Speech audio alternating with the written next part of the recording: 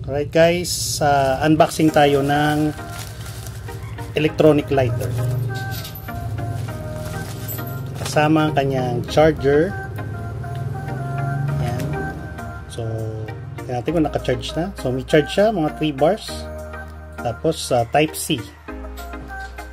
Yan. So, pindutin na natin. Huwag nung hawakan kasi delikado. Yan. Tingnan natin kung talaga nakakasindi. Yan.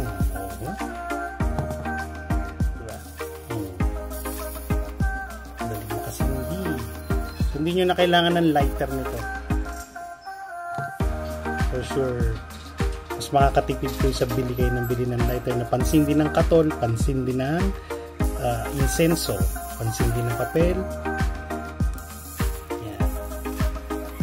Okay guys, so order na kayo sa yellow basket na nakalagay dyan sa ating video post. Right? Thank you guys for watching.